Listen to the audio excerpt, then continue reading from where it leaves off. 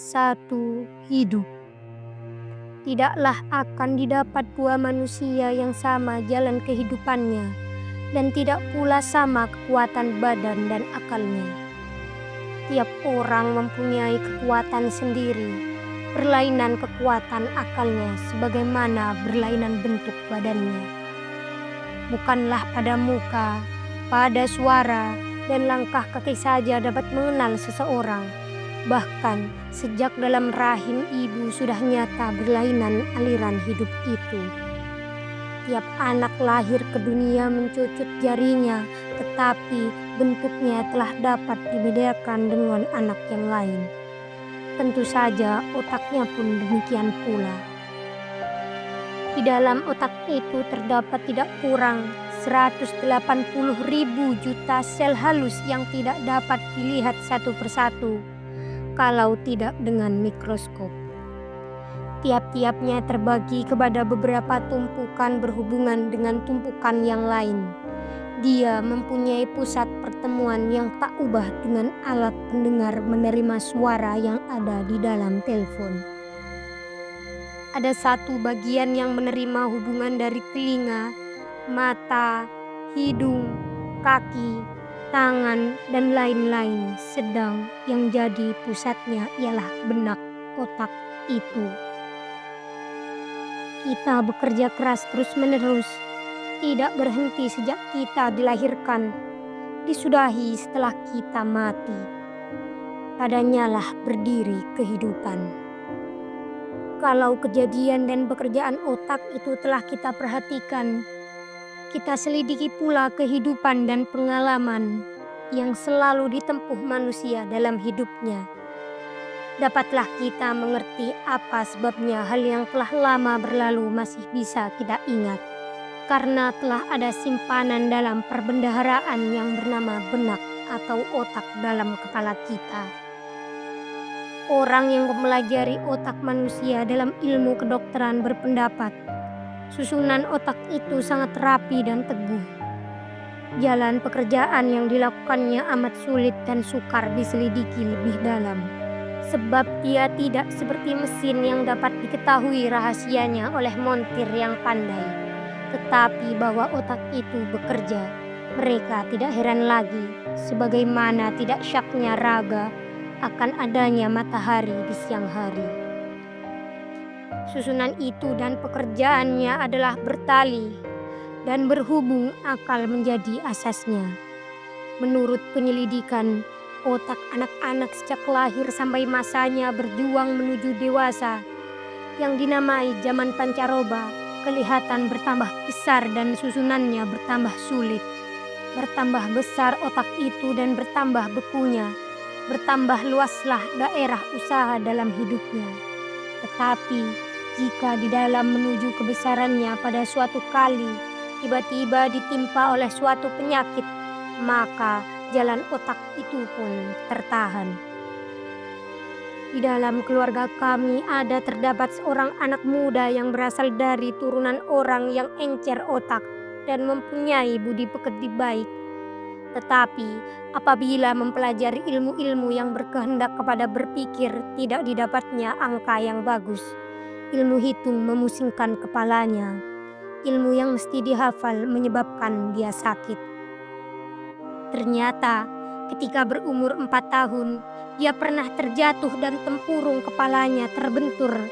Dan sampai dewasa, bekas benturan itu masih kelihatan. Dia mengerti segala perkara bila ditunjukkan, tetapi sukar memikirkan. Menurut penyelidikan ahli, kalau penyakit itu mengenai sebagian otak saja, misalnya sebagian itu pula yang lemah bekerjanya. Sebab itu tidak sedikit bekas penyakit merusak akal dan harus dijaga benar kesehatan otak itu supaya sehat pula jalan akal. Walaupun negeri kita masih kekurangan dokter-dokter spesialis otak, tetapi di negeri lain telah ada dokter yang sanggup mengobati penyakit yang ada di dalam otak itu, atau menyamaratakan perjalanan sebagian otak yang lemah dibandingkan dengan sebagian yang lain. Sehingga seorang anak yang lemah akal, yang tolol, pandir bisa diobati sehingga bisa berpikir. Nyatalah bahwa otak itu alat yang hidup sendiri dalam kehidupan manusia. Kekuatan otak itulah yang menimbulkan angan-angan, pikiran, kehendak, ingatan, cita-cita, dan lain-lain yang timbul daripada akal dan nafsu.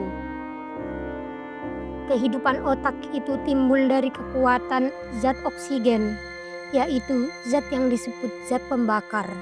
Kalau sekiranya berhenti oksigen itu dari pekerjaannya, berhentilah otak dari bekerja, sebagaimana berhentinya api yang tiada mendapat hawa udara. Itulah sebabnya sebagian ahli tidak mau mengatakan bahwa kekuatan otak itu timbul daripada pertalian zat benda dengan roh. Akan tetapi, akal dan roh itu ialah bekas daripada perjalanan otak yang sehat. Laksana gejala api itu timbul dari lilin yang sedang terbakar. Tegasnya, kalau otak itu kembali kepada anasirnya yang tersendiri, ditinggalkan oleh kekuatan pembakar oksigen, maka berhentilah otak kerja. Artinya berhentilah yang dinamai akal itu. Demikian keyakinan ahli kesehatan dengan mikroskop dan laboratoriumnya. Itulah sebabnya pada masa yang akhir ini, terutama semenjak ada Profesor Sigmund Freud, ilmu kedokteran modern mempunyai keyakinan penyakit jiwa pun bisa diobati dan bisa diselidiki sebab timbulnya, misalnya dari turunan atau penyakit ketika kecil, dan lain sebagainya. Roh itu menurut keyakinan mereka setengah berjalan ialah pada otak. Perjalanan anggota ini hanya dari sana tak dapat dipisahkan. Tetapi ahli ilmu yang suka menyelidiki rahasia maddah dan persambungannya dengan kekuatan batin tidak suka menerima saja penyelidikan setengah ahli ilmu kedokteran itu. Menurut mereka, otak itu adalah suatu zat kasar yang menjadi perkakas daripada kekuatan batin, yaitu roh. Adapun roh itu, kata mereka, berbeda antara satu sama yang lain, laksana perbedaan suara musik pada gitar yang sedang dibunyikan. Pendapat ini menjadi tafsir daripada iktikat ulama rohani, karena ulama rohani beriktikat roh atau akal itu datang dari alam lain yang tidak dikenal, hingga kepada jasmani manusia, lalu terjadilah hidup. Maka tubuh itulah yang diambilnya menjadi sarang sampai kepada suatu waktu yang telah tertentu. Setelah itu pun diceraikannya dan ditinggalkannya. Waktu itu terjadi maut dan ia pun kembali ke alam yang tiada dikenal tadi. Di sini nyatalah perbedaan antara pendapat kedua tadi. Ahli yang hanya memerhatikan kehidupan dari segi kebendaan mendahulukan tubuh dan lilin daripada roh dan nyala. Ahli yang memerhatikan hidup dari segi rohani mendahulukan roh dan nyala daripada tubuh dan lilin. Kehidupan itu laksana tenunan yang bersambung menjadi kain. Sekalian makhluk di muka bumi ini seakan-akan tidak kelihatan di dalam tenunan ini karena sangat kecil. Maka tenunan hayat yang kita lihat ini adalah ujung daripada pangkal kain yang telah lalu, yang bersambung, tiada putus, sejak dari awal yang tiada diketahui kapankah sampai kepada akhir yang belum diketahui. Setelah waktu yang telah ditentukan itu dilaluinya, maka kehidupan itu pun berhenti pada suatu perhentian yang bernama al-maut, yaitu berhentinya perjalanan darah yang mengandung oksigen mengelilingi badan. Bersamaan dengan itu, sel yang kecil-kecil tadi pun berhenti perjalanannya dengan tidak diharap akan kembali lagi. Menurut penyelidikan ahli ilmu kedokteran, kadang-kadang sesudah otak mati bekerja, jantung masih bergerak sampai 2 jam di belakangnya atau lebih. Kadang-kadang ada orang yang mencoba mengambil jantung mayat itu, dicobanya menghidupkan kembali dengan perkakas, artinya hidup menurut kehendak ilmu. maka ia pun hidup, serupa seolah-olah jantung itu masih di dalam dada yang punya, yang telah masuk kubur itu. Urat-urat yang berada di dalamnya kelihatan hidup sampai 40 jam di belakang. Sel yang kita katakan tadi pun telah dicoba juga oleh dokter-dokter itu mengisahkannya dari tubuh yang telah mati. Diberinya tempat yang khusus dalam laboratorium, padahal tubuh itu sendiri berada dalam tanah. Kematian itu datang tidaklah pula secepat kilat, tapi berangsur-angsur. Ada kalanya seperti lampu dinding yang kehabisan minyak, atau laksana sebuah negeri yang ditimpa kelaparan. Penduduknya mati, tetapi tidak sekaligus, melainkan hanya yang lemah dahulu, berturut-turut sampai kepada yang lebih kuat menahan lapar. Rahasia kejadian itu ialah lantaran asas kehidupan memberi manusia bekal dengan beberapa alat yang perlu, seperti udara, air, dan makanan untuk memelihara hidup. Itulah pendirian orang yang memerhatikan kehidupan manusia dari segi yang lahir. Mereka berpendapat manusia perlu makan. Jika makan teratur, pikirannya terbuka. Bila makanan sehat, akal bertambah. Kalau oksigen tidak bekerja membantu otak, buah pendapat akal yang waras tidak akan keluar. Manusia perlu vitamin supaya dia cerdas. Kekurangan akal anak Indonesia bergantung kepada kehidupan mereka yang amat morat-marit.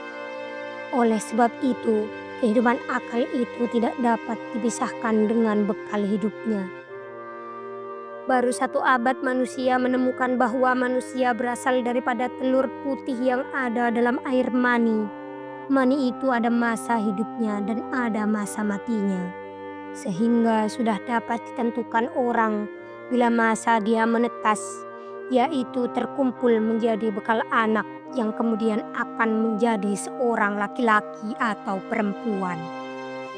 Orang tidak habis pikir bagaimana telur laki-laki mempunyai belalai halus, menyatukan diri dengan telur perempuan pada suatu waktu di dalam rahim, kemudian menjadi satu dan lama-lama menjadi darah. Dari darah menjadi daging lalu berupa dan berbentuk. Orang sangat takjub memikirkan masa yang ditempuhnya itu, masa yang sulit dan penuh kekayaan Tuhan. Mulanya hanya sel yang teramat kecil lagi putih, hampir tidak kelihatan dalam teropong ketika dilihat, lantas diberi bentuk. Dialah yang telah membentukmu di dalam rahim. Kelak ia menjadi tubuh. Di dalam tubuh itu pun terdapat berjuta-juta sel halus tadi, bertumpuk-tumpuk berjuta-juta, menjadi sebesar ujung jarum, dan sesudah itu kelihatan perjalanan yang akan ditempuhnya, yang akan menjadi daging, menjadi tulang, menjadi darah, menjadi kulit, dan lain-lain. Kumpulan semuanya menjadi suatu tubuh yang hidup pula. Jadi terdapat berjuta kehidupan dalam suatu kehidupan. Laksana berjuta-juta manusia hidup di atas satu bumi.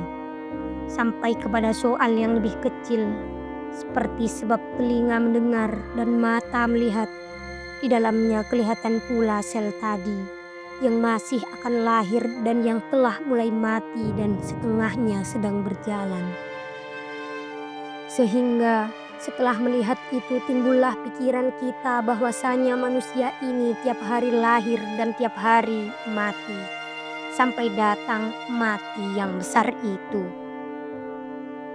Tiap hari pula kelihatan semangat kehidupan atau kekusutan hidup, bekerja baik atau jahat. Bagaimanakah akal kita akan dapat memutuskan perkara ajaib ini? Bagaimana dari suatu makhluk yang amat halus dan hidup dapat jadi satu manusia, berakal dan berpikir? Orang bertanya, apakah manusia yang meniupkan hidup kepada tubuh halus itu? Ahli ilmu memberinya nama atsir, ether atau bekas. Dialah yang menyuruh menempuh evolusi dari kecilnya kepada besarnya. Tetapi tidak pula dapat diputuskan orang apakah ether itu sebetulnya. Maka teori lama telah berganti dengan teori baru. Sesudah bertemu dengan sel halus yang ada menaruh hidup itu, orang bertemu dengan ether. Ether itu pun hanya dapat diberi nama, sekedar nama itu saja. Di sana terhenti perkara ini dan belum juga bertemu ujungnya, yaitu ether dari mana datangnya dan dari mana asalnya atau pokok kejadiannya. Kita merasa seolah-olah berada di hadapan pintu setengah terkunci, pada kebingungan yang sangat karena tidak bertemu lagi dan pintu itu teguh buat selama-lamanya.